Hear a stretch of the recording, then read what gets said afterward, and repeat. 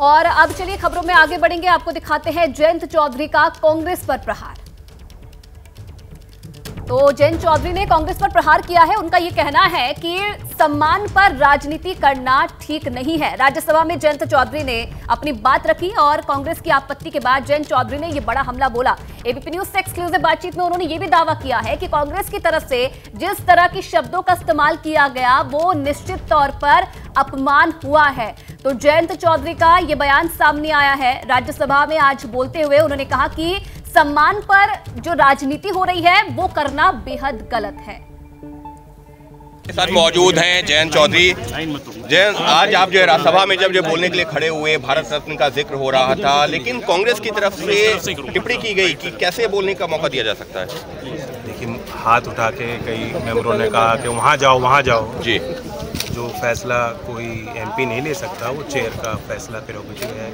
कौन बोलेगा, किस विषय को वहाँ उठाया जाएगा, ये भी सभापति तय करेंगे। मैंने कल सभापति जी से दरख्वास्त अपनी रखी कि जब इतना बड़ा मौका है, चौधरी साहब को भारत रत्न दिया गया, कि मुझे 2-3 मिनट दिए जाए। अगर विपक्ष के लोग, कोई नेता खड़ा होकर ये कहता कि हम भी इस फैसले का स्वागत करते हैं और हमें भी अपनी बात रखने का मौका, अवसर मिले, 3 जो भारत रत्न दिए गए हैं 9 तारीख को, एक बड़ा सम्मान है देश का, तब शायद चेयर मना नहीं करते।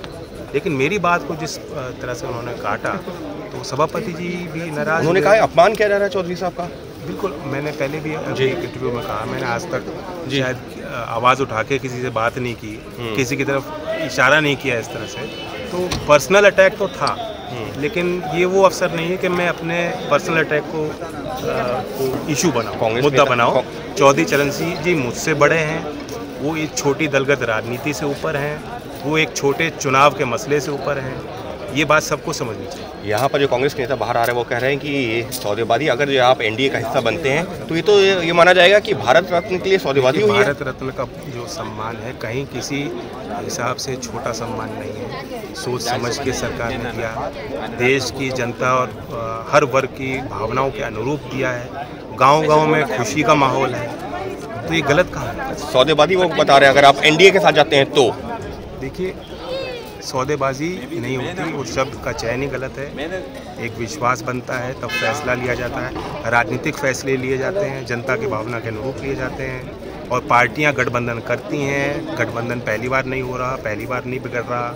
पार्टी सब साथ मिलके काम करती है। ये अंदर जो भी हो, बाहर जाकर भी सभी नेताओं में आपस में इतना सम्मान है कि सब लोग साथ मिलकर काम करते हैं। आखिरी सवाल पूछ रहे। ये तो बहुत घटिया बात है कि अगर मैं यहाँ गठबंधन कर रहा हूँ तो इसके ये पुरस्कार भारत का रत्न मिल रहा है। बस एक आखिरी सवाल, तो इसका मतलब क्या माना जाए? आप एनडीए का हिस्सा बनने जा रहे हैं, क्योंकि अखिलेश यादव के साथ तो सीट एलोकेशन भी फाइनल हो गया था, अनाउंस हो गया था। तो क्या फाइनल नहीं हुआ था जी? जो सीटों की संख्या घोषित हुई थी, उसमें अधिकांश सीटों पे अनिश्चित ही रहा था और वो चीज़ें तय नहीं हुई। आप एनडीए का हिस्सा बनने जा रहे हैं, सीधा सवाल वही मैं जो आपसे पूछ रहा था। जब वो प्रक्रिया पूरी हो जाएगी और घोषणा तय होगी कि किस तारीख पे हम लोगों को पूरा अपना प्लान उजागर करना है, रणनीति जनता और देश के सामने। जो आपने सदन के अंदर कहा कि प्रधानमंत्री नरेंद्र मोदी चौधरी साहब की नीतियों को आगे बढ़ा रहे हैं, विचारों को आगे बढ़ा रहे हैं, आप उसी के साथ में हैं? आप जो आपने मैंने ये कहा कि चौधरी साहब भी बड़े नेताओं से, जो देश के बड़े चेहरे हैं, महान हस्तियाँ थी, उनके नेतृत्व में भी और चौधरी साहब के नेतृत्व में भी वही गुण थे जी। उसी हिसाब से इन कंटिन्यूएशन 10 साल का जो अनुभव है, कई अच्छे काम सरकार ने किए। और मैंने ये कहा कि मैं तो विपक्ष में रहा हूँ 10 साल जी, बिल्कुल, तब भी मैंने इस बात को महसूस किया। और आज जब प्रधानमंत्री चौधरी साहब को भारत रत्न दे रहे हैं, उनके निधन के 37 साल बाद उन्होंने इतना उनको वजन दिया और उनको एहसास है, तो उस भावना को भी तो हमें समझना चाहिए। पहले भी तो दिया जा सकता था, क्यों नहीं दिया? बिल्कुल, पहले भी दिया जा सकता था, क्यों नहीं दिया गया? कांग्रेस की तरफ से जो आरोप लगाए जा रहे हैं उनका खुलकर जवाब दे रहे हैं जयंत चौधरी, और इशारों में उन्होंने ये ज़रूर कह दिया है कि जब सही वक्त होगा, सही तारीख होगी, सब कुछ जो है फाइनल हो जाएगा, तो इस बात का आधिकारिक ऐलान भी किया जाएगा। तो उन्होंने भले ही ये खुलकर ना कहा हो कि हाँ एनडीए का हिस्सा बनने जा रहा हूँ, लेकिन इशारों में उसकी पुष्टि तो ज़रूर कर दी। अंकित गुप्ता, एबीपी न्यूज़, दिल्ली। आगे बढ़ेंगे, बड़ी खबर आपको बता दें, यूपी में कानून का राज है, ये कहना है यूपी के सीएम योगी आदित्यनाथ का। मीडिया से बातचीत करते हुए उन्होंने कहा कि यूपी में इस वक्त कानून का राज है। किसी न किसी रोजगार और किसी न किसी अन्य कार्य के साथ जुड़ करके आत्मनिर्भरता की ओर, स्वावलंबन की ओर अग्रसर हो सकता है। यह प्रक्रिया उत्तर प्रदेश में हम लोगों ने तेजी के साथ आगे बढ़ाई है। दूसरा, प्रदेश के अंदर निजी क्षेत्र में भी इंडस्ट्रियल पार्क का गठन हो सकता है। इसको भी प्रोत्साहित करने के लिए यूपी प्लेस पार्क की एक स्कीम उत्तर प्रदेश के अंदर हम लोगों ने लागू की है। और अभी इस वर्ष के बजट में हम लोगों ने अपने नए उद्यमियों के लिए एक व्यवस्था प्रारंभ की है कि हम लोग 5 लाख रुपए तक का ऋण, ब्याज मुक्त ऋण उपलब्ध करवाने का कार्य करेंगे युवा उद्यमियों को, जो एक निश्चित प्रशिक्षण के साथ प्रदेश के अंदर जुड़ते हैं, और उनको हम इस कार्यक्रम के साथ जोड़ने जा रहे हैं। प्रतिवर्ष 1 लाख उद्यमियों को, युवा उद्यमियों को इसके साथ हम जोड़ने जा रहे हैं। यह एक नई स्कीम है। पहले चरण में हम 5 लाख रुपया देंगे और फिर दूसरे चरण में 7.5 लाख रुपए, तीसरे चरण में 10 लाख रुपए तक की सहायता राज्य सरकार के स्तर पर उन्हें उपलब्ध करवाने के एक बड़े कार्यक्रम को हम लेकर के आगे बढ़ाने जा रहे हैं। ये सभी कार्यक्रम उत्तर प्रदेश के अंदर आज एमएसएमई के माध्यम से, और एमएसएमई का लाभ, इसमें सरकार के द्वारा समय पे उठाए गए कदमों का परिणाम क्या था। जब कोरोना कालखंड में लॉकडाउन लगा तो लॉकडाउन के दौरान 40 लाख कामगार और श्रमिक यूपी के अंदर वापस आया था। चैलेंज था हमारे सामने, ये 40 लाख लोग कहां जाएंगे।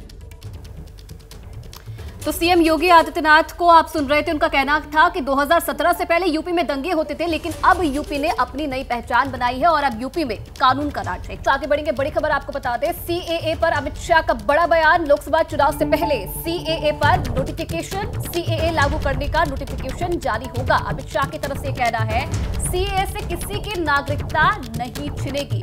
तो गृह मंत्री अमित शाह का ये बयान सामने आया है, जिसमें उनका ये कहना है कि लोकसभा चुनाव से पहले सीएए पर नोटिफिकेशन आएगा, सीएए लागू करने का नोटिफिकेशन जारी होगा।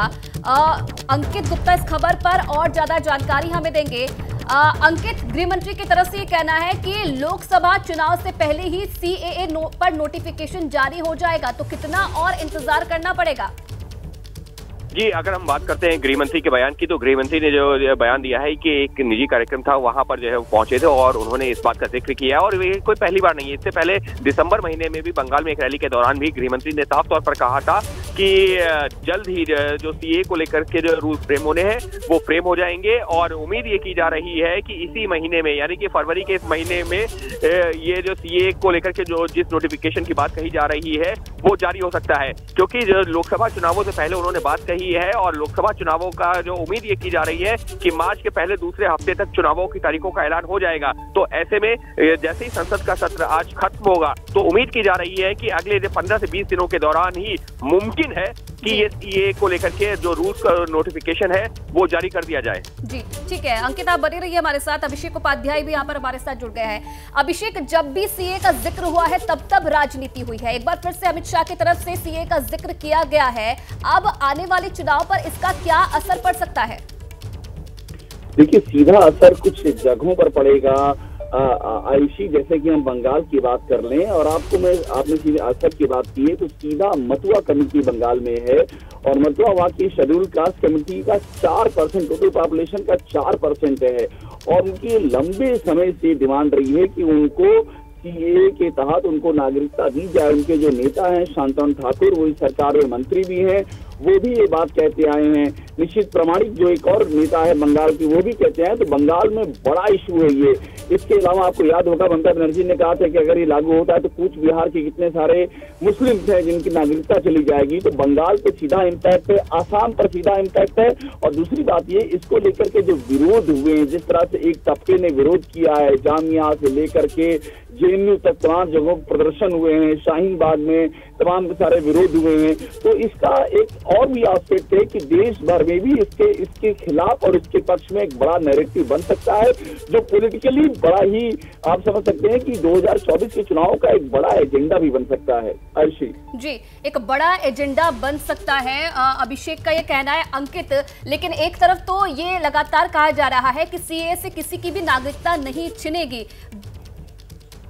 ठीक है, अंकित का संपर्क टूट गया है। अभिषेक, आपके पास से लौटना चाहूंगी। एक तरफ तो लगातार ये कहा जा रहा है, आज फिर से जिस बात का जिक्र किया है अमित शाह की तरफ से, उनका कहना है कि किसी की नागरिकता नहीं छिनेगी, लेकिन दूसरी तरफ विपक्ष लगातार ये कह रहा है कि जब ये आएगा तो नागरिकता छिन सकती है, जैसे कि आपने जिक्र भी किया है। तो कहीं ना कहीं दोनों पक्षों के लिए ये एक अहम मुद्दा रहने वाला है आने वाले चुनाव में।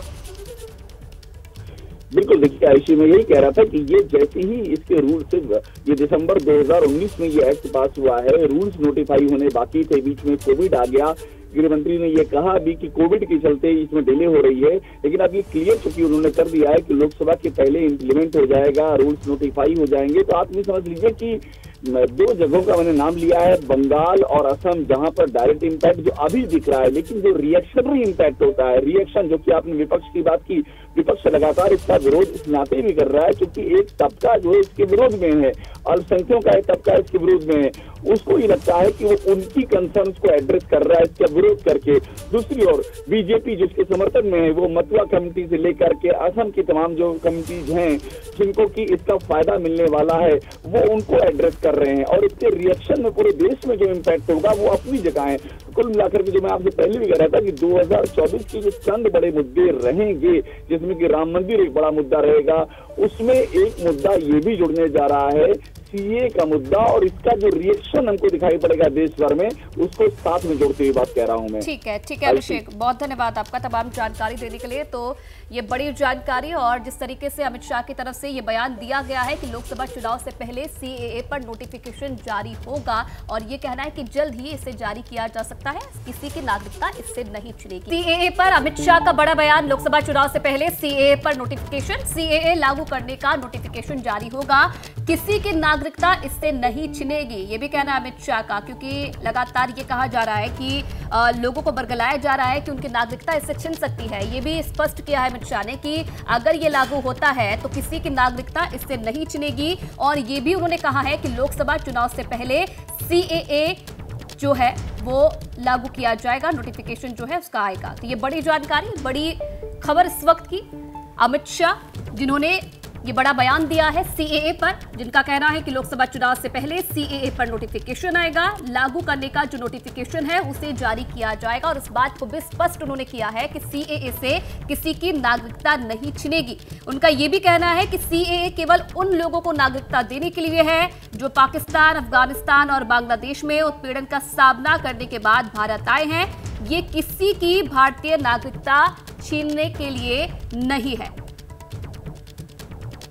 तो लोकसभा चुनाव से पहले सीएए को लागू किया जाएगा, अमित शाह की तरफ से ये साफ किया गया है।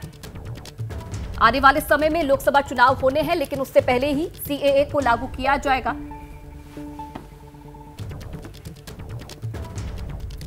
तो चुनाव से पहले ही सीएए पर नोटिफिकेशन जारी होगा, अमित शाह ने ये क्लियर किया है। अब नागरिकता संशोधन कानून है क्या, ये भी आपको बता देने कि अफगानिस्तान, पाकिस्तान, बांग्लादेश से आए शरणार्थियों को नागरिकता देने का ये कानून है। हिंदू, सिख, बौद्ध, जैन, पारसी, ईसाई शरणार्थियों को नागरिकता इस कानून के आने के बाद मिलेगी, ये कहना है। अफगानिस्तान, पाक, बांग्लादेश से आए अल्पसंख्यकों को नागरिकता मिलेगी। 31 दिसंबर 2014 से पहले भारत आए शरणार्थियों को नागरिकता मिलेगी। सीएए से किसको फायदा मिलेगा, ये पूरी जानकारी ग्राफिक्स के जरिए आपको हम समझा रहे हैं। अफगानिस्तान, पाकिस्तान, बांग्लादेश से आए अल्पसंख्यकों को नागरिकता मिलेगी। अब अमित शाह ने क्या ऐलान किया है, किस बात का जिक्र उन्होंने किया है कि लोकसभा चुनाव से पहले सीएए को लागू करने का नोटिफिकेशन जारी कर दिया जाएगा और इसे लागू भी कर दिया जाएगा, जैसे कि उन्होंने कहा है। और मैं साफ कर देना चाहता हूं कि सीएए से किसी की भी नागरिकता नहीं छिनेगी, किसी भी व्यक्ति की नागरिकता नहीं जाएगी।